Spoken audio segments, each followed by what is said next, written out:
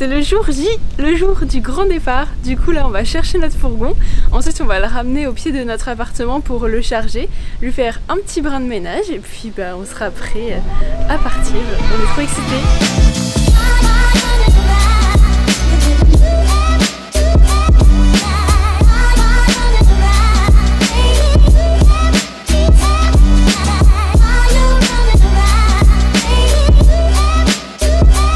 On a reçu un nouveau colis, qu'est-ce que c'est? Je sais pas d'après toi, c'est pourquoi?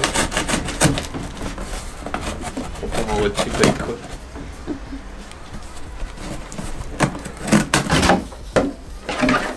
Un litre? C'est comment? Ah ouais, putain c'est parfait. Oups, j'ai dit un gros mot.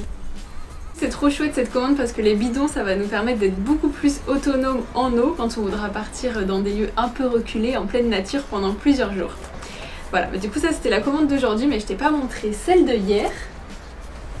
Hop, on a reçu un pare-soleil, voilà, pour le fourgon. Pour l'instant on n'en mettait pas pour dormir et c'est vrai qu'on voyait un petit peu la lumière du jour. Là bah, c'est la première fois qu'on bouge aussi longtemps parce qu'on a toujours bougé que les week-ends et là on part pour 1 mois et demi, donc le plus dur ça aurait été de faire le tri dans ce qu'on emmène, ce qu'on n'emmène pas. Oui, c'est voilà. vrai. Essayer On a envie d'emmener tous nos vêtements mais c'est pas le but justement, en plus on n'a pas la place.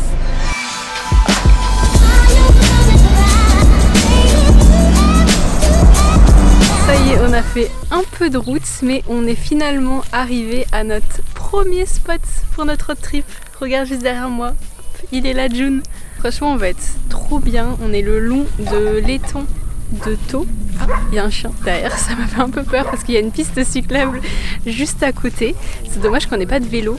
On pense qu'on va sûrement en acheter des petits vélos pliables à Decathlon. Si tu en as ou si tu connais quelqu'un qui en a, n'hésite pas à nous faire un petit retour dans les commentaires. Parce que du coup on se tâte encore à en acheter un ou pas. Mais franchement là par exemple on est le long de l'étang et il y a la piste cyclable qui peut nous amener à Sète, à la plage. Donc franchement ça serait bête de s'en passer pour ce road trip. On voulait aussi en profiter pour te montrer les derniers petits achats qu'on avait fait pour le fourgon avant de partir pour ce road trip. Donc tu vois là on est à l'arrière, on a quand même pas mal de rangements. D'ailleurs il y a un fourgon tour sur notre chaîne, si jamais tu l'as pas vu on va te remettre le lien. Donc on a acheté 2 bidons de 20 litres supplémentaires, on en avait déjà 2, comme ça on pourra être plus autonome en eau comme je t'ai dit au début de la vidéo. Ça c'est une tente, c'est la tente Decathlon pour se doucher parce que du coup on a une douche solaire. Donc on l'a pas encore testé mais promis la première fois qu'on le testera on te montrera. Derrière on a acheté un petit parasol.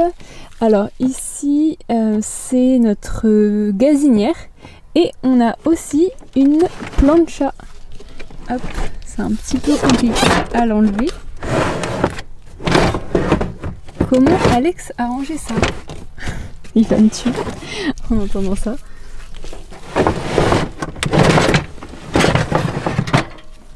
Voilà, donc on a aussi une Smart Plancha. Voilà, c'est mes collègues qui me l'ont offert quand je suis partie l'office de tourisme à Uzès, donc c'est très sympa. Ça c'est pour se doucher, comme ça nos pieds ne toucheront pas le sol. Et dans ce bac on a aussi pas mal d'ustensiles qu'on a achetés. Je vais te montrer tout ça plus en détail.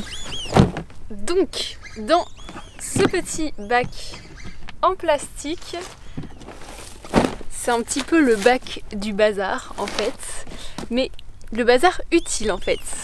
Donc on a acheté aussi ça à Jiffy, voilà c'est un voile d'ombrage pour les jours où on n'aura pas la chance de trouver des spots avec de l'ombre. On a pris ça en plus du parasol. On a aussi acheté un tuyau d'arrosage pour pouvoir remplir plus facilement nos bidons.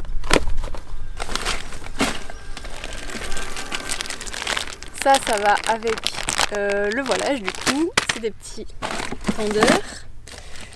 Quoi d'autre? L'indispensable ventilateur parce qu'on part alors qu'ils annoncent 40. Je pensais que tout était au même endroit, mais non. Du coup ça c'est notre fameuse douche solaire. Et puis on a aussi racheté du coup des cartouches de gaz puisque la plancha et la gazinière ça fonctionne avec du gaz.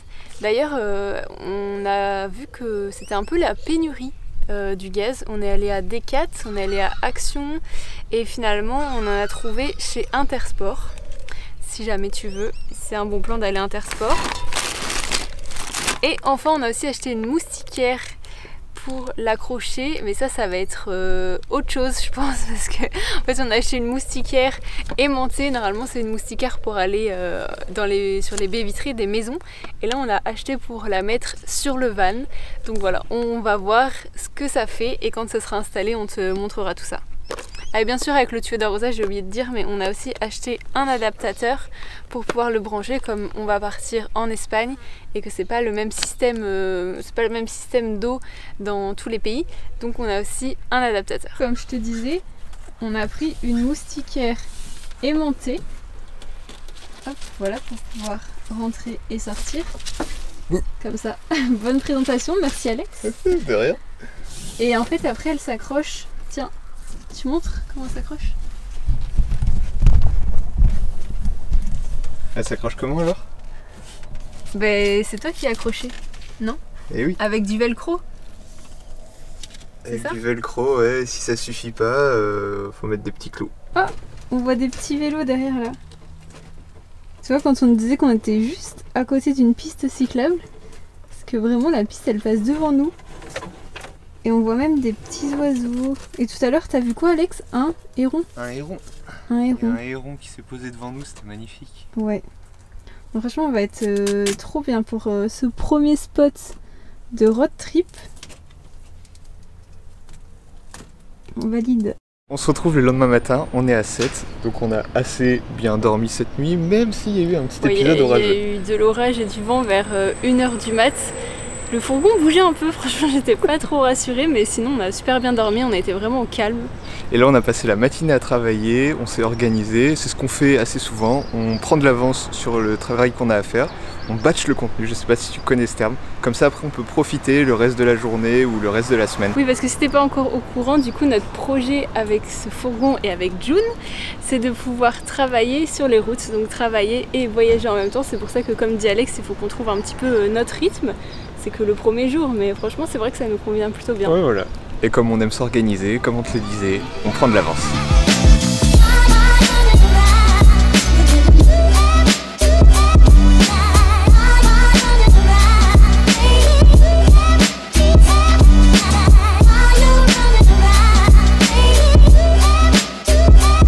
Juste au pied de la chambre de commerce, il y a des petites barques traditionnelles qui ont été installées par une association pour rappeler un petit peu Venise, parce que Sète c'est la Venise du Languedoc.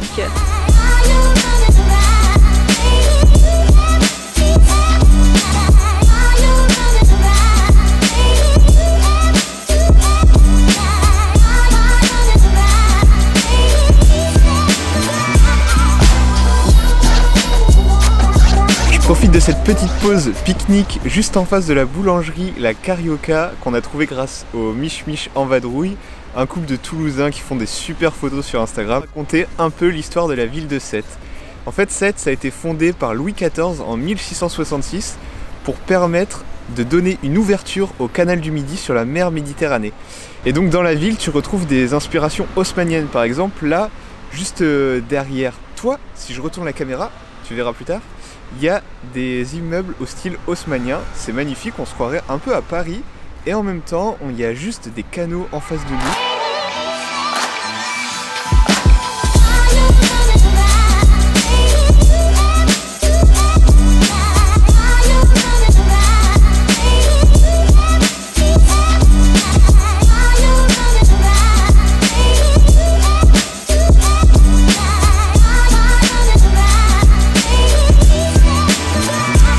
Quand tu viens à Sète en fourgon, on conseille de te garer à côté du cimetière. Il y a quelques places qui sont gratuites et surtout de ne pas aller dans le centre-ville parce que c'est un petit peu compliqué pour se garer et en plus c'est payant.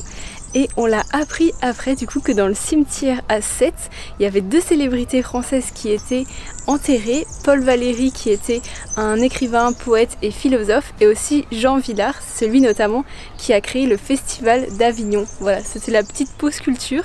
Mais on a bien fait de rentrer dans le cimetière de Sète parce qu'en plus il y a une vue mer imprenable.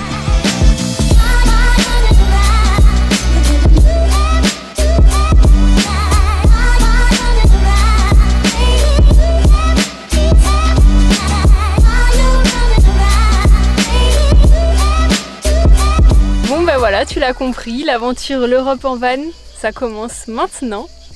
On a commencé à Sète et là on est sur la route pour aller à Carcassonne. Mais avant on va faire un petit stop parce qu'on a quelque chose à récupérer qui va nous être bien utile pour la suite du séjour. On se montre ça dans la vidéo de la semaine prochaine. Du coup, si ça t'intéresse de suivre un petit peu notre périple en Europe. Ah oui, parce que Alex t'as pas dit où est-ce qu'on allait après et oui, les châteaux cathares. Donc là on va aller vers Carcassonne pour aller voir les châteaux cathares. On a tellement de choses à faire et à voir et beaucoup de travail aussi que je m'y perds un peu. Et donc on va aller à Carcassonne, un peu voir la cité fortifiée. Ensuite on va aller voir les châteaux cathares et après on va descendre vers le nord de l'Espagne pour découvrir un peu ce pays hors des sentiers battus et qu'on connaît pas trop en fait.